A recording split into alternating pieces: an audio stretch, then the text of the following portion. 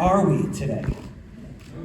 No. Where New are York we today? Comic-Con! New York Comic-Con, right in the heart of New York City. Can I hear you? Woo! Now I imagine that your energy's a little bit low because you think I'm not dressed for the part.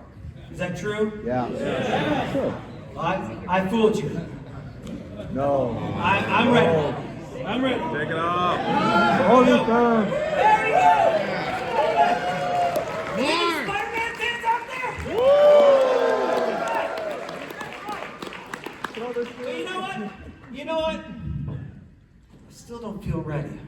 Oh no. But if you guys cheer me on, I'll get even more ready. Oh. Gotta get some energy.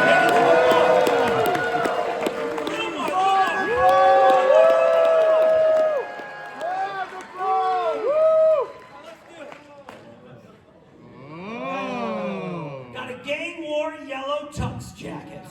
There we go. All right. Are we ready now? Can we start? Yeah.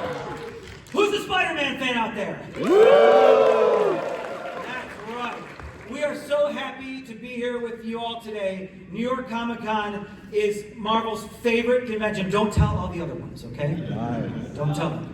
But we are so happy to be here in the place where Marvel came to life, in Spider-Man's home and our home, and we are so stoked to be with you here at New York Comic-Con. My name is Nick Lowe. I'm the Spider-Man editor at Marvel, and I live in Queens. Peter Goldberg, thank you very much.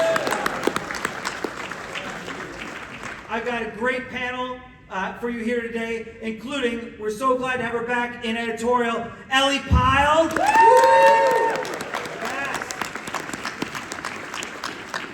Ellie edits Superior Spider-Man, Spider-Woman, and a little book we like to call Spider-Boy. And it's phenomenon sweeping the world.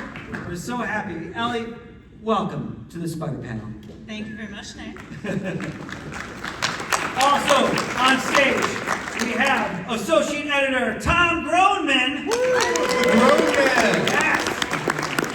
Tom edits Miles Morales Spider-Man. Are there Miles fans out there? Yes.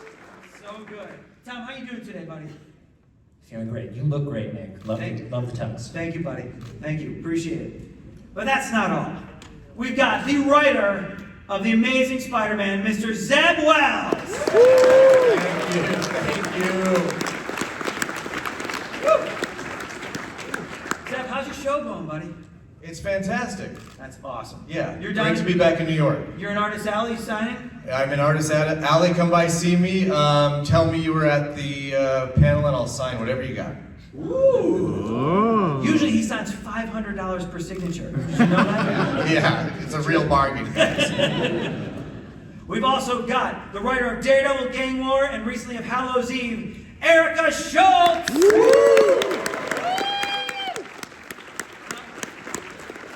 Erica, I'm surprised they let you in here because you live in New Jersey.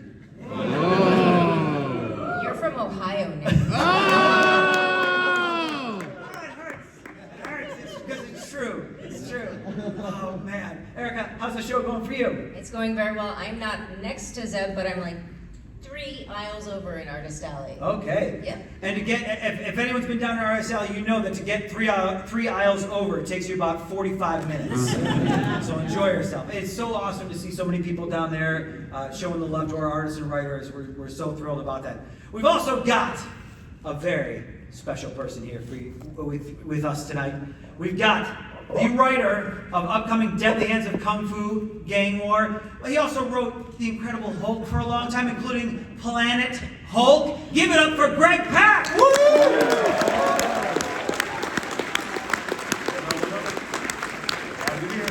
Greg, so glad to have you here. How you doing? I'm doing all right, Nick. Excellent.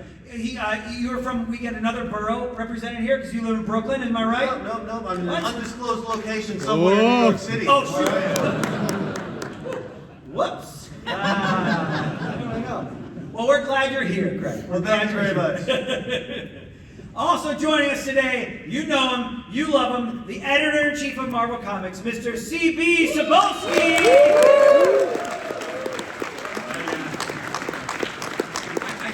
only one without like a professional glamorous headshot. You know, everybody else was like fancy, but you know. But that's even better. Is that Gunihiru who drew that one? No, that's Mizuno Sensei, who does our Spider-Man Kizuna manga in Japan. Oh, yes. So awesome. I wish I had a portrait like that, to be honest. But look, we're gonna have some fun today, right, Nick? Absolutely. Can I ask one question first, really? So I know this is a Spider-Man panel, but did anyone read Iron Man 10? Woo! Yeah, see? When two people are destined to be together, Marvel is not afraid to have a wedding. All right. Okay. Whoa. CB, don't chum the waters. I see a lot of sharks in this audience. We can all get eaten. A lot of jokes for sharks. Well, we are here. We're so excited to have you, but we're not going to let you go away empty-handed today. Because before the end of the panel, right at the end of the panel, we will be giving away Amazing Spider-Man 35, a special exclusive variant cover by Mahmoud Asrar that you will recognize from the front of the New York Comic Con program this year. It's a gang war cover, and we're so excited. Mahmoud did such an amazing job. And so you want to stay to the end of this panel to get one of these while supplies last. And let's all be very thoughtful. Remember, we're all here because we're fans of Spider-Man, right? Spider-Man does the right thing. You're going to have a lot of power in your hands as these comics are going around. You have a lot of responsibility. Just take one. Just take one, okay? Promise? Do we promise? Look out for each other, okay? And Mahmoud I know is that also... the Joker didn't promise. I see him. Chaos. Pure chaos. Love it. And Mahmoud is also an artist, Al. You can go down and have him sign it as well. There you go. There you go. Awesome. All right. So we are here to talk about the Spider event of 2023. An event we like to call Gang War! There we go. Look at this beautiful piece by Ryan Stegman. It's our promo piece, To the Victor Goes New York City. And to lead us off, we got a little trailer to debut right here. Let's go right here.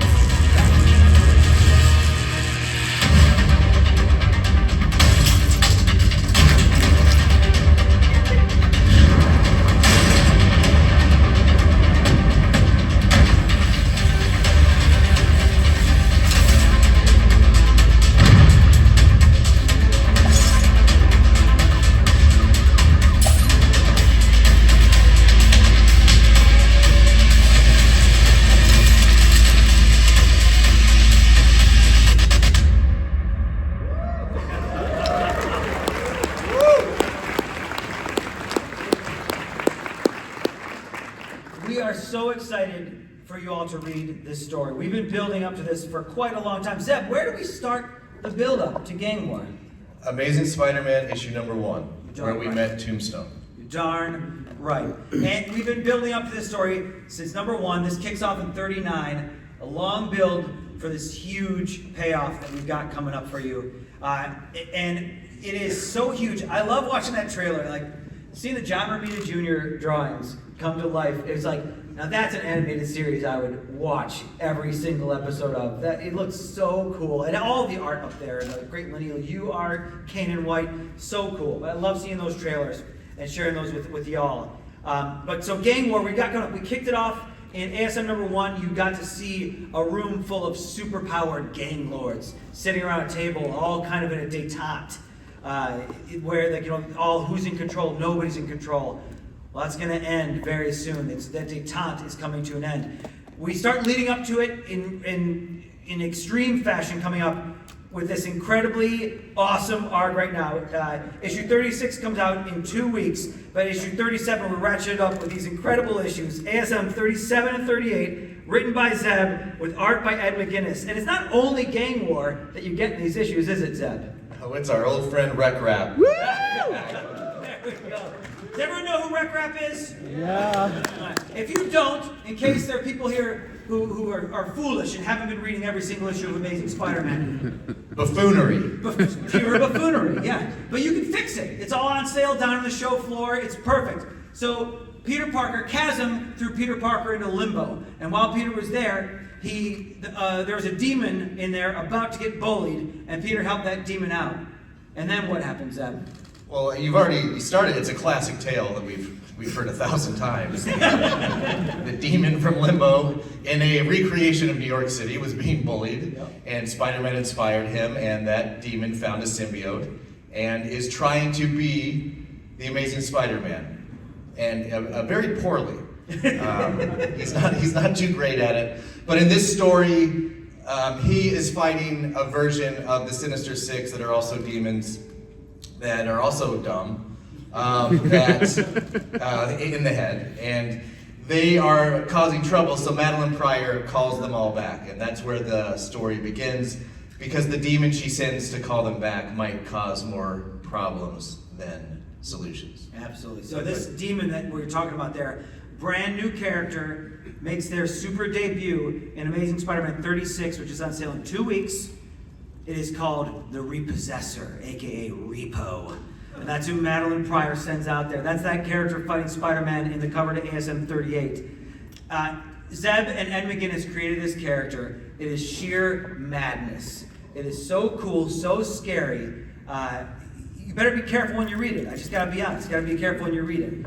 But in the background, while Spidey and Repo have this adventure, the gang war starts bubbling under the surface. The bubbles start rising, and it all leads to our prelude issue to gang war, which is Amazing Spider-Man Gang War First Strike #1. Zeb's writing it. We got Joey Vasquez on art in this amazing cover by John Romita Jr. And Johnny also is in Artist Alley. He's at the St. Jude booth down there, where proceeds from the things that go on there all go to the St. Jude's hospitals across the country. Yeah, absolutely. So go visit Johnny down there. Also, because Johnny is one of the best people in the entire world. He's so kind, so wonderful, so much energy, and I mean, look at that cover. He's great. But what can people expect in this First Strike, Zeb? First Strike, we see the escalation, and in 36, 37, 38, the temperature is slowly being turned up.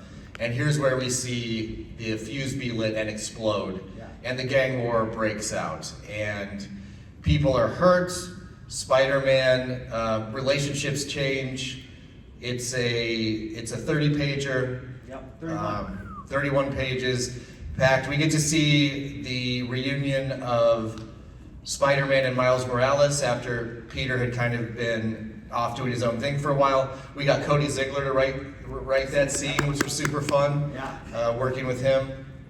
And I don't think you'll be disappointed. It's packed pretty full. A lot of surprises that I don't really want to spoil. I want to be careful not to spoil because I am very dumb. And the longer I talk. That's fair. Yeah. That's fair. And one of the reasons why we wanted to do this kind of as a prelude issue, because we're going to we'll talk about ASM 39 in a little bit, but we wanted in ASM 39 to slam, on page 1, slam that pedal to the metal, go full speed right out of the gate. And so this is the issue that does some setup. You don't have to read this before you read ASM 39, but you'd be a fool not to, right? You got to pick this up. It's so great. It's on sale next month in November, the last week in November, right before we kick off Gang War in December.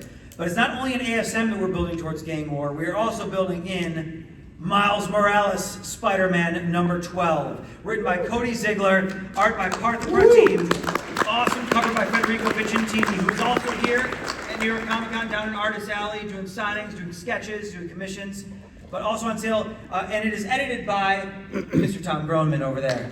Tommy, what can we expect in Miles 12? Miles 12 is sort of a simmering build-up to the gang war conflict. It's the conclusion of a really fun team-up with Blade that Miles is having, and just insane, vampiric horror, where Miles is battling a new villain that debuts in issue 11, just in time for Halloween.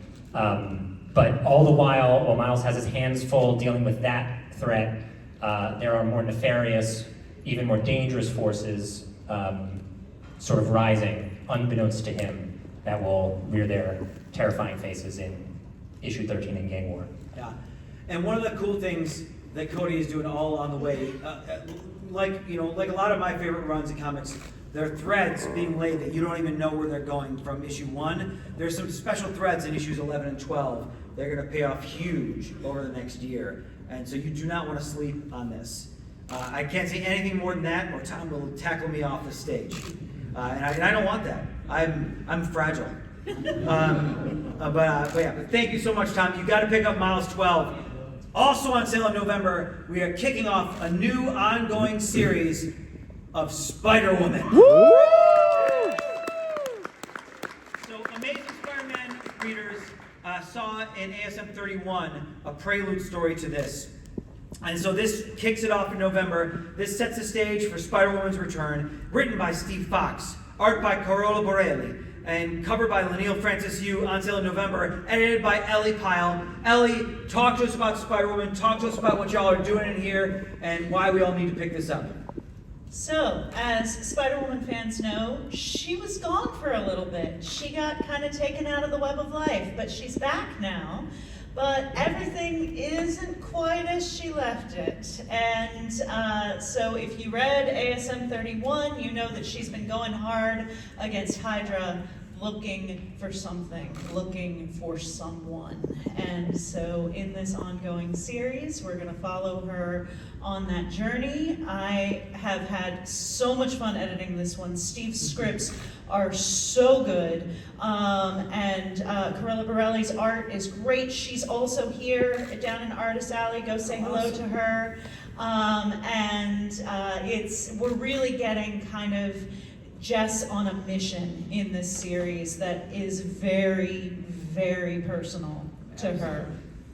That's awesome. Thank you, Ellie. You're not on the hook yet, because I'm going to need you to talk about another debut in November, kicking off. This one's a limited series, Luke Cage, Gang War, #1. Any Luke fans out there? Yes. Yes. This special miniseries, written by Rodney Barnes, art by Ramon F. Box, covers by Kanan White, kicking off in November. In case you didn't know, Luke is the mayor of New York City. He'd get my vote, I'll tell you that much. He's amazing. Ellie, what can we expect out of this miniseries? We can expect some not necessarily mayoral behavior in this series, because what fun is a book of Luke sitting behind a desk going to be? So as you can see from the cover here, this gang war is going to draw Luke out into the fighting. He's going to have to get back to his roots a little bit with that. He will not be alone. He will be putting together a team that will include some familiar faces, including Jessica Jones, Danny Rand, Cloak and Dagger. Cloak and Dagger fans out there? Yes. So, though Luke is mayor, he has not been able to repeal the Vigilante Act that Fisk kind of stuck him with. So, in order to get back to superheroing, he has to go undercover. And so we will also be seeing Luke in a new costume. Yes. Now, actually, I need to make a correction, Ellie. I believe the story of this is based on former Mayor Bloomberg's exploits from his crime-fighting days. So I just we don't talk about that, Nick. Okay, sure. Undercover. Oh, Undercover. No. Oh, no. But Rodney's also here down in Artist Alley. If you all want to say hello and tell him how excited you are for this series. Awesome. Thank you so much, Ellie. Okay, and so now those are the books that come out in November. And it all leads to Amazing Spider-Man number 39, Zeb Wells, John Romita Jr. to the Victor Goes New York City. So you guys all got to see some of the art, but you're amongst the first who's going to see some of this art that we haven't shown anywhere else. Check out some of these pages from the issue. Unbelievable. John Romita Jr., Scott Hanna on inks, Marcio Menez on colors. Zeb, can you give us a little taste of what to expect in the pages of ASM 39 and 40? Yeah, well, every gang lord has a territory, and all of them are trying to get as much of it as they possibly can. So that pulls a bunch of different types of characters into a battle, and we just have Johnny draw as much of that as much of the chaos as humanly possible. We get to see Spider-Man team up with some heroes and maybe one particular villain, which will be very interesting to see. And you see the Beetle here, and as Tombstone has been injured, she has sort of taken over his territory, and we see her get drawn more and more into that world. There will be a costume redesign for her that is really great. And she will become a power, and then eventually the main villain will become clear. Yep, is still to be revealed yet. And I think we know we're doing our job right when Johnny says that he's had to drink more wine to get through the pages, and he's had to drink a lot of wine to draw as much action as we have thrown at him this time. He calls me up, he's like, Nick, I know you read the script, but can you believe what Zeb's asking me to draw now? Come on, you gotta give me an issue where it's just all in the desert. Give him helicopters. Johnny loves the helicopters? Oh, No, I'm kidding. We put a bunch of helicopters in World War Hulk, and he was like, "What's wrong with helicopters?" I got a threatening call about ambulances. He was like, the ambulance doesn't have to show up in every scene, and you have to see it if it does. Make it a helicopter ambulance. Nick, can we go back to the slide? I want to ask the audience a question. Easy. No, this is an easy one. What cover is that cover an homage to? Come on. Anyone. Great question. It's the John Jr. cover, and he's homaging himself. Who knows what the original is? Oh, we got a hand up over here. Oh, one there in the middle, but which side? all right. I don't know who went first. All right, we'll How about you? You give the title, and that person has to give the number. Okay. So what is the title of the book? Uncanny X-Men. Great. I remember you from past New York Comic Cons. Good to see you, buddy. Number?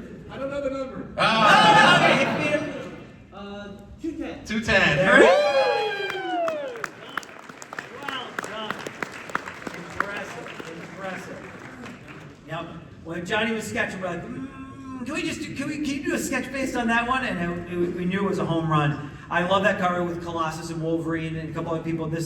He delivered here with the Miles has brass knuckles. Shield's got the barbed wire wrapped around. Everyone's got their cool. Spidey's just got a stick with like a baseball bat, basically. It's so cool. And so there's some covers here that we haven't shown off. I think you may have seen this cool one with whatever that is facing, like about to shoot at Spidey and Tombstone there. But some covers we have not shown yet. Yes. There we go. Nice. So that cover on the left, the cover to ASM 41, is paying off a request that Johnny gave when he agreed to draw this book 41 issues ago. He basically begged Zeb and I, like, He did not have to beg me because I was not getting out of this without getting Johnny to draw Kingpin and Typhoid Mary together for sure. No. But I think we had a lot of fun with that, with this part of the story. Absolutely. And you can't do a gang war without Kingpin. And Exactly. I am going to spoil one thing. I'm going to spoil one thing for you, Zeb. I'm sorry, but I have to spoil it. I'm sorry. He does it every time. So, readers of the original, the gang war, we have fans of the gang war that came out, was the early 80s out there, right? A version of Kingpin showed up in there, but it wasn't quite the Kingpin, was it? Oh my God! What happened in that one? That's the right In reaction. a fat suit? Yeah. This is not like in the original gang war. This is not Daredevil in a fat suit. If you recall the original, the head got taken off, and Daredevil was wearing a Kingpin suit on there. This is not that. This is the real Kingpin, the one that you've seen, who is the White King of the Hellfire Club. He and Typhoid Mary have been out on Krakoa. They've come back, y'all. You were at the Hellfire Gala, so you know Kingpin's in New York already. But they're back, and we can't have them have a gang war and not have the Kingpin show up, right? And over there, Zeb was hinting at this before, a new suit for the Beetle. One of the scariest suits. John Romita Jr. designed this super creepy suit, and we were so pumped about it. And then they wanted to show both the covers for our final month of Gang War, 43 and 44, but I said, nope, you cannot show 44.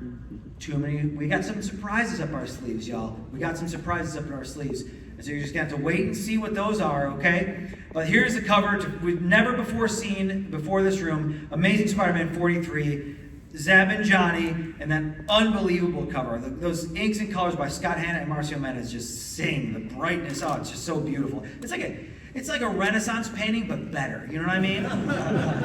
Like if Caravaggio, if you would only put like Spider-Man in some of those paintings, you know, let's think of what the world would have been. We're just so lucky to have Johnny and them right here. All right, so up next, we're gonna swivel a little bit as you all think about what I just said about Renaissance paintings. Up next, Miles Morales Spider-Man issues 13 and 14 kick off the Miles tie-ins. Tom, tell us about these issues. What is going on in Miles here? Well, you mentioned pedal to the metal, and that's pretty much the situation in Brooklyn when Miles swings over to his borough, where the whole place is basically going up in flames, a million fires to put out, and he starts this off pretty much on his own. He's got different superpowered gangs to deal with. He's got the deputized team of anti-superhero task force members, the Cape Killers, that are trying to stop that, but also they have to do their job and take down the superheroes who are also illegal. So he's walking into a complete mess. And what will unfold is going to be nonstop action from Cody and Federico, but also something that Cody's been tapping into with this run of Miles is how Spider-Man has this great responsibility on his shoulders, but Spider-Man is not going to be alone to defend his home. He is going to put together a great team to help him. They're going to come to his aid and try to fight back. And it's really this a beautiful through line of this community that Miles, as Spider-Man, has slowly built over the previous run and this run by Cody. And it's not without its twists and turns as far as who's going to show up. So new faces, some old faces are gonna stop by. Yeah, we were thrilled we were building this story because it's not just an Amazing Spider-Man story. This is all these other books as well, and it's in a similar fashion to Dark Web last year. There's one story that runs through Amazing Spider-Man that kind of fans out and like leads into those other books. But the Miles story is its own story, leading towards, I mean, as you can see in this first cover, and you'll see again in these next two, again, never before seen here, I don't think.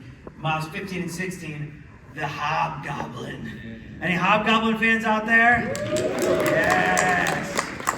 So cool. So cool. Another one of the coolest designs. Like, if anything, like, it had to be so daunting when they were designing, when John Romita Jr. was designing Hobgoblin. Like, we want to go even cooler than the Green Goblin, and boy, did they deliver. Like, it is so cool. and what Cody and Tom and their whole crew, Federico and company there, is just so incredible, and it's so exciting. So pumped about that. Also tying in, straight out of the pages of the previous run and the current run of Daredevil, we get Daredevil Gang War. Erica Schultz is writing it, Sergio Davila is drawing it, kicks off in December. Erica, I'm so stoked for this miniseries. Can you tell us about just how awesome it is? Well, if you were reading the previous Daredevil, you would know that Elektra is Daredevil now, and she promised Matt that she will not kill. And as a former assassin, that's kind of a big promise to make. So she has to keep that promise and still quell all of the turmoil in Hell's Kitchen. And one of the not so revealed yet big baddies has hired another assassin who is a pure chaos agent to really sort of test Elektra's will. And it's such an awesome series. So many mysteries in there. It's so cool. It's so vicious. Like, one of my favorite things about Erica that I think the first word of Erica's That I'm vicious? Yeah, you're very vicious. I've always said that about you. You're very vicious. She wrote this awesome Moon Knight Black, White, and Blood story. What issue was that it went in? It was actually nominated for an Eisner. Heck yeah. And it was issue number 3, and Annie Nocenti and Jim Zub were the other 2 writers, and David Lopez drew the story that I'd written. It's this awesome, like, taxi cab ride through New York. Moon Knight. I read it. It was my favorite story of that whole series, and that's what led me to talk to Erica about coming on to Hallows Eve for our awesome miniseries that we just did. So we're so pumped about that, Erica. Thank you so much for joining us there. All right. Up next, we're gonna go really quick there because there we go. Okay, and that's where I had to skip that one because there's stuff I didn't want to show on there and I didn't catch earlier. So I'm glad we can move quickly through there. But we're gonna jump to Spider-Woman. Because Spider-Woman #2 kicks off the gang war aspects of Spider-Woman. Steve Fox, Carola Borelli. This is covered by Lanil Francis Yu. Ellie, so if issue 1 sets up the gang war elements, what happens now? So, in issue 1, Jess has a run-in with Diamondback, who is supplying a new drug that seems to have ties back to Hydra, and is causing a lot of problems. So she has decided that, you know, he is her target in this gang war, and she's going to take him down. Yep. I'm so excited for this series. When Ellie and Steve were developing this one of the coolest things, because we had a mini summit to talk about gang war. The writers of all the series were there, and we started talking about, you know, like who's going to take on who. We got all these awesome gang wars. Who's going to take on who? And we looked at Diamondback for this, and Steve was like, yeah, I want Diamondback, but I want to do something even crazier. Can Hydra be like backing him up in here? I'm like, oh, that's so brilliant. And so one of the things that you're going to see with a lot of these different gang lords is a lot of them are even plus up in that regard. You know, Hydra's there. You're going to see AIM in there. You're going to see all the kinds of new developments in the New York crime landscape, and it's so cool. Some of the fights in this book are so brutal. And you all know that Jess has a history with Hydra, and they found a new way to really hurt her by, you know, kind of bringing some of her past into the present. Yeah, so cool, so cool. And then we get to, you teased it just a little bit before, Ellie, in Luke Cage Gang War #2, here's your first taste of Luke's awesome new costume. Rodney Barnes, Ramon Box, the Kane and White cover. And you get a taste of who else do we see on there, Ellie? We see Jess, we see Danny, and we see Cloak and Dagger. So they are gonna be doing this together and going up against a villain who, Nick, I don't think we've seen in a while. Quite some time, yeah. And who's got a bit of a robot army for them to tangle with. So I won't spoil who we're talking about. One of the things Rodney wanted was like to put Luke up against something that like doesn't care about his unbreakable skin. Yeah. These giant, scary-looking robots. So yep, awesome. yep. So what you can see there are some giant spider slayers that we're going to be dealing with. And in terms of Luke's costume, yeah, if you're the mayor of New York City and being a superhero is illegal, you got to put on a mask. It's true. It's true. Like Bloomberg told us, right?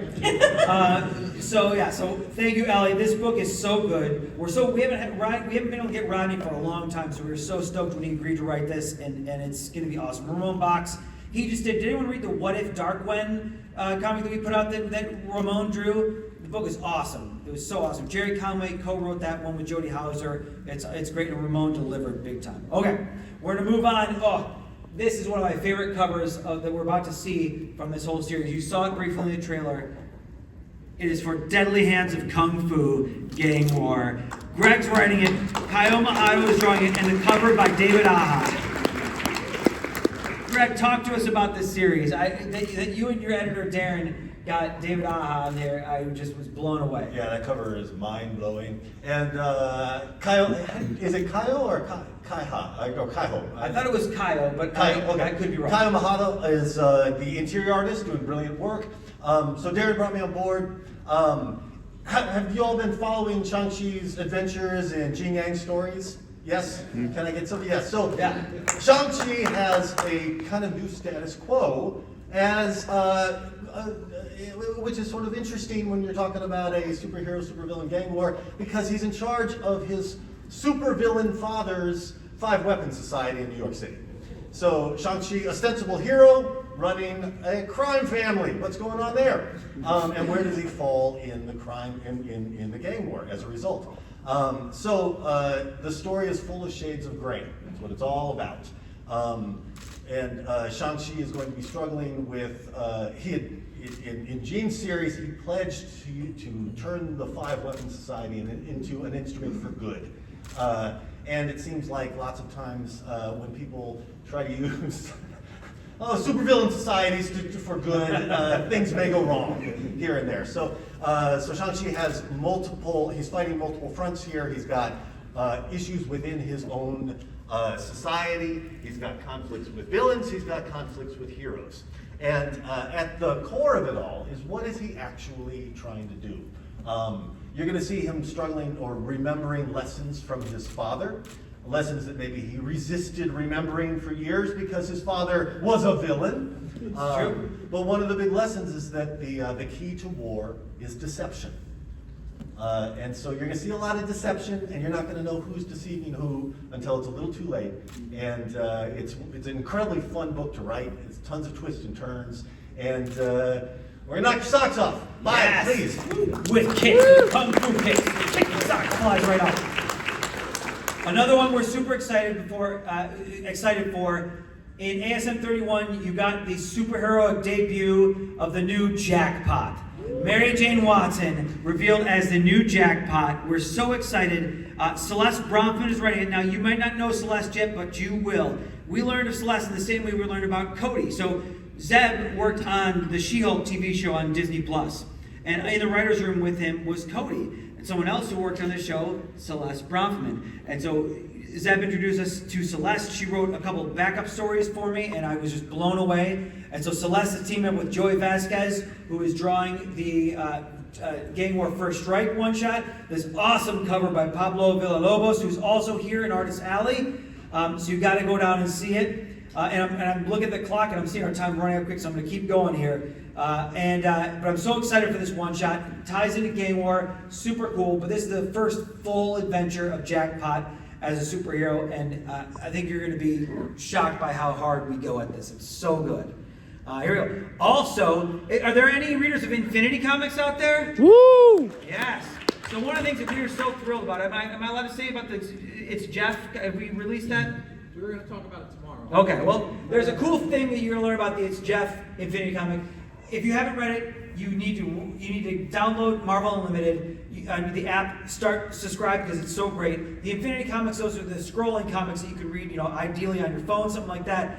And coming up, there's a Spider-Boy tie-in to Gang War that's an Infinity comic. Preeti Chibber and EJ Sue are working on this. Ellie, can you tell us about this? Sure. So, Nick, you've made this really big gang war. Like, this is all of New York. Yep. These so many heroes. But some of my favorite Marvel stories are about how these giant events impact, like, your neighborhood and your corner of New York. So, Spider-Boy is going to be defending his home of the Feast Center, and, kind of finding his own way through this crisis of the gang war. And Preeti's scripts are so much fun. She's my Women of Marvel co-host, and we got to talk a lot about how much she loves Spider-Man, and I wanted to see how she'd do with Spider-Boy's voice, and she knocked it out of the park. And EJ has such a great design sense for these Infinity comics, and they figured out a lot of really cool things to do with the vertical scroll on the phone and Spider-Boy's powers. It's so good. Ellie just briefly mentioned it, but there's a new season of Women of Marvel podcast. Wherever you get your podcast, you can get it. Ellie hosts it with Preeti, and it's dynamite. And you can come hang out with me, at least, at our panel on Sunday. Yes. The Women of Marvel panel, you gotta make sure you get there early, because it is always jam-packed here at New York Comic Con. It's one of our biggest panels every year. We're so pumped about it. So go see Ellie there on Sunday, and it's at like 1:45? 1:45. Yeah, 1:45. Awesome. All right, so who will take over New York City and become the new ruler of crime? White Rabbit, Beetle, Black Mariah, Shang-Chi, the Owl, Ringmaster, Typhoid Mary, Kingpin, Hammerhead, or Crime Master? You're gonna have to read it to find out. Okay, and now, if you are a Marvel Insider, your moment is coming. I'm gonna flash it up there, and then after that, we'll go to Q&A. Now, don't share this with people outside of this room. Let's let the people inside of this room get it. There are 500-something redemptions. It's so small, I'll just go to it. There are 550 redemptions, just enough for the people in this room. DZ8OR, you've got to check it out. Go ahead and get your insider points there. And now, we've talked enough. It is time for you to talk. So we've got a couple microphones there. please step right up to the microphones. Any questions you can ask. We can't answer questions about Marvel Studios, about Marvel games. We don't work on those. We work on the comics. So ask us about the characters. We'll give you every answer that we can. I love this part, talking to you, because I think we're a big part of the Marvel family, right? We all live in the house of ideas, right? So as you step up, please tell us your name, and can we all greet that person, okay? Everyone say hi to their name, right? So hi, what's your name? My name is Nurul. Nurul. Nurul. Yeah. Thank you. So everyone, hi Nurul. Hi, Nurul. Hello, everybody. Welcome. So I had a question. It's regarding Ben Reilly, otherwise known as Chasm. Absolutely. I was interested. After what was essentially Clone Wars Part 67, essentially Clone Conspiracy, he went on this path from being a villain to be kind of an anti-hero character in Ben Reilly's Scarlet Spider. Yeah. Peter David wrote it. Yes. Bagley drew a lot of it, and Will Slime, yeah. And then you had the Spider-Man Beyond storyline, and then it kind of came out of left field with the whole Chasm thing. So why did you guys decide to go down that route by making him a villain again? Yeah, I mean, it was our plan from the beginning. As Evan and I were talking about it, we were going through it. We wanted to figure out to tell a story, a very different story that we were led.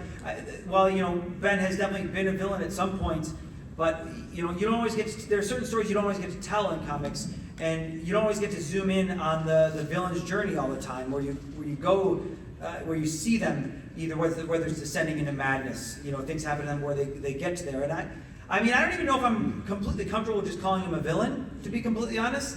Zeb, would you agree? Yeah, well, it's the situation of having two Peters and trying to figure, what can we say with two Peters? And we're not done with the Ben Reilly story. So where we are right now is we have a Peter Parker who does not have any of Uncle Ben's lessons or Aunt May's nurturing in his mind right now.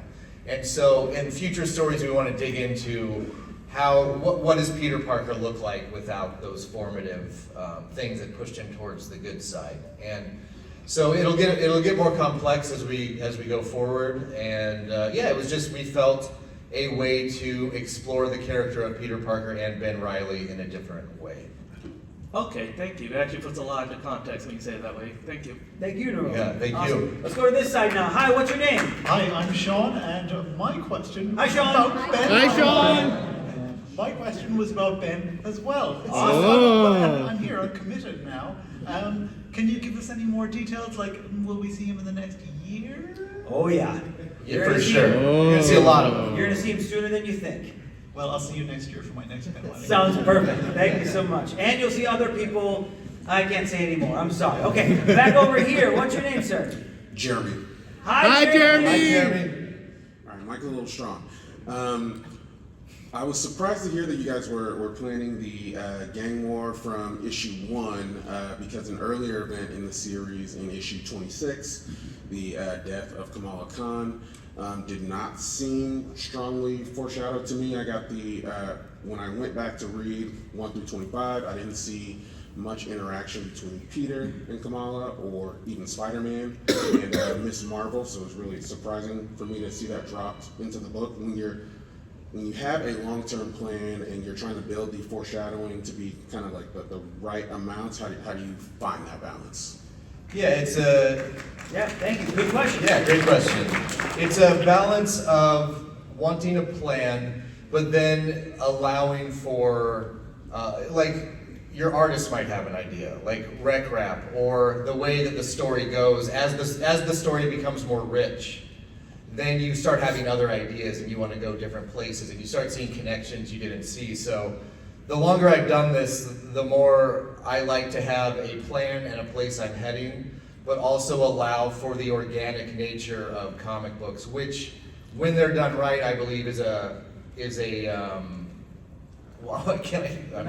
fantastic writer. Yeah. A collaboration. Magical collaboration. For sure. A word we've all heard 1,000 times. Everyone should be able to say, but it's a collaboration. Yep. And if you hold on to where you're going too tight, you block out a lot of the fun collaboration of it. And I don't think we've ever really peeled back the curtain behind some of what was going on there, because there were so many secrets involved with the death in ASM 26, the rebirth, and then the Fallen Friend issue, the rebirth in the Hellfire Gala, and then Kamala joining the X-Men, and all that kind of stuff that was happening. And so I think we could tell a little bit of that here. I think we may have told it once before, but Zeb and I, when we were planning out ASM, when he went to work for Oscorp, it was right around the time that the last Kamala book ended its run, and Kamala didn't have her own book, and we're both fans of Kamala, and we're like, oh, you know what?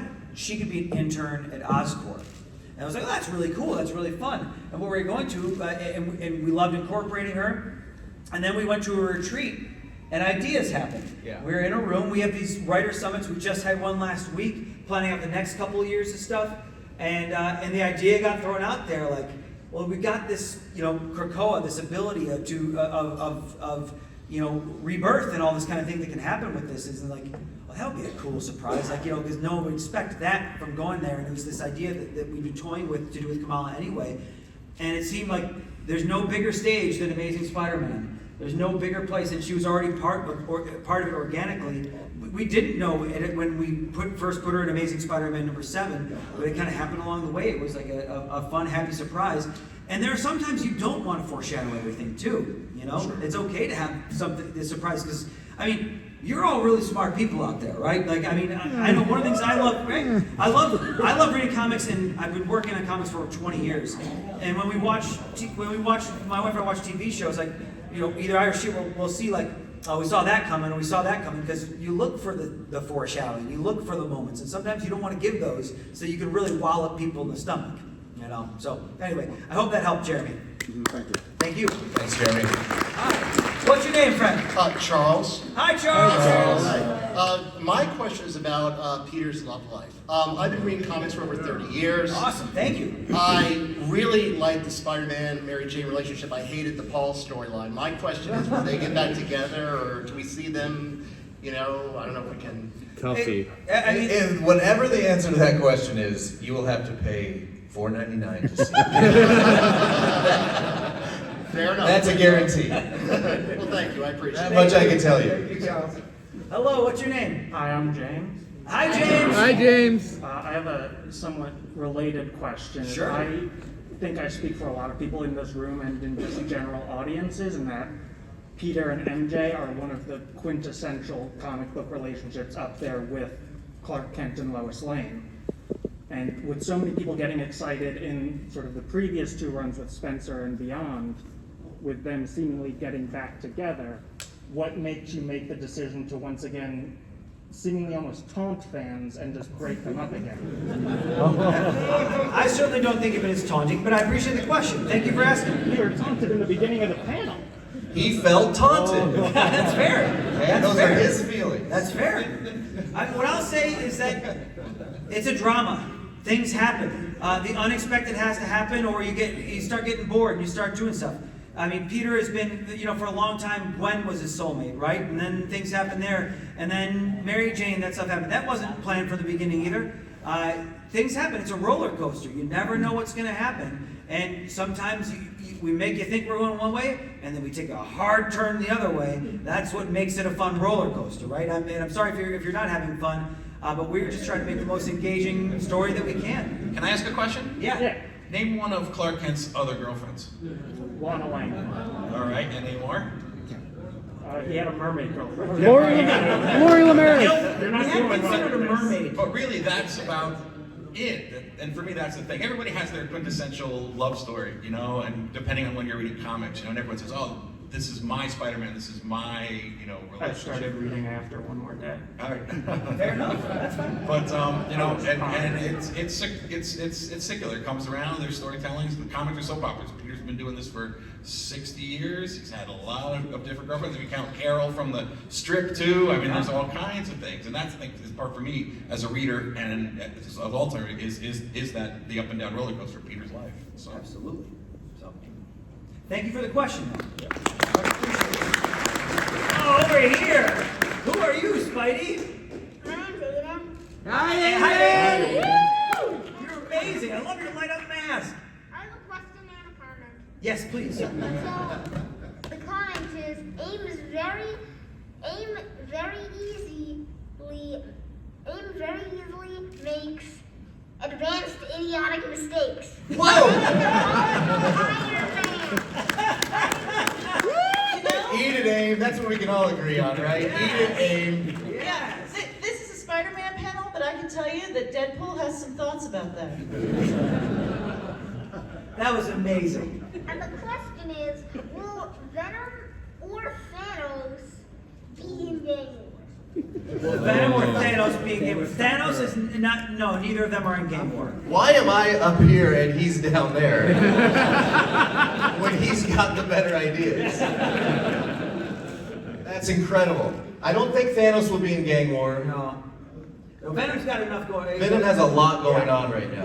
We've done some recent stories with Venom as well, and like the different ways they weave. It always kind of depends, but that's a great question. Great question, great comment. Thank you.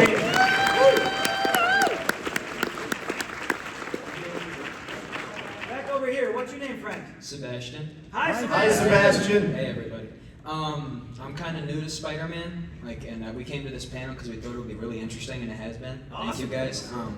I'm actually wondering, when you brought up the people who have the possibility to take over New York after the gang war, I was very upset to not see my glorious king, Big Wheel, up there. And everyone's been talking about Peter's relationships. I just want to know about the most important villain-hero relationship between Peter and Big Wheel, and what can we see from the future with them? You know, the way I knew this was going to happen. You said it was. I called it. I mean, we strongly considered it, but it was the kind of thing, like, if you put Big Wheel on that, we all know who's going to win. Who's gonna win. It's just too easy, you know? So, but you know, maybe we have time to change the ending. You know, let me see what we can do, okay? And I assume you read Spider-Man 11, right? So you know Big Wheel's been around recently. I did not know that. All right, well, there you go, sir. Check it out. Thank you. Absolutely. That was a great question. Thank you. Back over here. Hi, what's your name? Hi, I'm Saren, and you might know me from the Spider-Woman podcast, if anyone listens. Awesome. Yeah, thank you for coming. Nice to meet you. Hi. So you were talking about Jess's, this upcoming comic being pretty brutal, and that's pretty on course for Jess, but she can also be a little bit heartbreaking. So, emotionally, on a scale of 1 to 10, how prepared should we be? You should be very prepared. And I'll tell you, this is one of those things where when I heard the story, I was like, oh no, I'm not sure I want to edit this. But I read Steve's script and went, oh wow, like he gets it right. He gets it right. I can't wait. Thank you. Thank you. That's awesome. Hello, what's your name, friend? Hello, my name is Anthony. Hi, Anthony. But right now, we're just going to pretend this S stands for Spider-Man. Thank you. That's the only S I know. Yeah. And CB, it's good to see you again. Thank you again for giving me your table at the Hellfire Gala. My group and I, we were able to sit for the rest of the night because of you, so thank you. Oh, that's awesome. My question is for Zep. So I appreciate the voice that you've given Peter Parker just because it sounds like him to me in my head, like it just sounds familiar the way you write him, so I appreciate that. Great. My question is, do you have any interest or desire or even plans, if you can share those, with exploring Kane Parker? Because I'd love to see him again. Yeah, I mean, that is certainly a very, very interesting character, and there are plans afoot, yeah. There are plans afoot. Sure. That's all I wanted. That's all I can say. Thanks, Anthony. Thank you, Anthony. Hello, what's your name, friend? Hi, I'm Abigail. Hi, Abigail. So, regarding MJ's adventures as a jackpot, so we know from back in Dark Web when Jed McKay gave her power slots device, or as I like to call it, her Omnitrix. So, how dare you? So it's been established that if she gets a really good combo, then she'll get good powers, but if she gets a really bad one, or if it includes skulls, it's going to be a useless or lame superpower or something worse. Yeah, or ultimately it could kill her. Yeah. So, yeah, and she was worried what would happen if she gets 3 skulls. So during her mini, will we get to see the consequence of what happens if she pulls 3 skulls? And will the original jackpot, I think her name was Sarah, go after her for copyright infringement? Well, Mary Jane, as a very popular actress on stage and screen, as well as a club owner at a time, and many other, and then working for Tony Stark, right? She got some good lawyers, you know. So I think she probably covered that one. You're just gonna have to wait and see if you get lucky. or if she gets very unlucky in jackpot. Yowza. But we're so excited. Celeste has some really cool ideas for how those powers work and how to play with them in ways we haven't yet seen that are going to be surprising. And I think they're going to throw everyone here for a loop because we're kind of, the thing in comics is you start stuff, you don't always know how it's going to work as you put it on its feet, right? Like some of my favorite TV shows, the first few episodes are decent, but they get really good as you figure it out more. And so it's the kind of thing that you're going to see develop as it goes along. And I think we got some really cool stuff coming up with Jackpot. All right, thank you. Thank you. Thank you, Abigail. Hi, what's your name, friend? Jay. Jay? Nice to meet you, Jay. Hi. Hi, Jay. Sorry, I got that wrong. Yeah, my question is, in the Spider-Verse. No, you didn't pronounce that right. What are you talking about? In the Spider-Verse. There we go. What would you consider like the darkest versions of Peter Parker or Spider-Man, like if there were? Okay. Oh, I love this question because there's several that I love. My favorite dark version that started very dark and then got a little less dark is a character called Spiders-Man. Woo! Yes, it was the Edge of Spider-Verse #4, and it is just about a couple thousand spiders that think they're Peter Parker. They actually ate Peter Parker, if I recall correctly, and they like pour themselves into a suit and walk around. We see them recently in Spider-Man and Superior Spider-Man coming up, and it started super dark. Ellie, you helped guide us through that when Clay McCloud. No, that was actually a different. Was that? I think it might be the same one. It might be the same one. It's a Spiders-Man. It's just 1,000 spiders. It's so cool. But that's probably my favorite dark, really creepy Peter Parker. Anyone else who have favorite dark Peter Parkers? Well, Man Spider is going to make an appearance in Hallow's Eve, new Halloween one-shot coming out. It's true. It's true. All right, awesome. Thank you so much for that question. Does the bowl of ramen Spider-Man still exist? It does. We actually were just looking at that recently. So if you don't know what CB's talking about, in one of our more recent Spider-Verse minis that Jed McKay wrote, we ended each issue with 3 Spider-Sonas submitted by fans, and they all got put into that Spider-Verse miniseries, including one that is Spider Ramen, that is a spider-powered bowl of ramen, and it's really awesome. I think that's where we should end this. No. What's your question, Fred? What's your question? What's your name first? Simon. Hi, Simon. Hi, everyone. Yeah, I am watching this trailer. I'm super excited to see this lineup of Marvel's great New York street-level heroes. But one is conspicuous by his absence. And you just brought up Jed McKay, so I feel comfortable bringing up Moon Knight. Oh. So, I'm not going to lie. Again, I'm going to peel back the curtain here a little bit. I really wanted Moon Knight in there. I already pitched him about it, don't worry. Yep, Erica pitched on it as well. Mark Spector's got some stuff going on in the Moon Knight book come in this very same month, and so my hopes were dashed. As we've announced... We have announced. We announced it yesterday. Yep. He did. Yep. What is it, CB? The death of Moon Knight. So you can't join in the gang war if you're dead. You got that in Tombstone. Well, remember, we've only seen him in the hospital, right? So this is awesome, though. And then I think, let me make sure, I believe, how are we on time? Do we have time for any more? No, we do not have time for any more. Okay, I got the big X from over there. Thank you for that wonderful last question. You got to pick up Moon Knight. Thank you all. Thank you, guys. Appreciate it. Thank you for making New York Marvel. Feel free to stick around. Right coming up next, we have the Marvel RPG live play here. I'm playing with the wonderful folks from Glass Cannon. The Marvel RPG is on sale now, so stick around.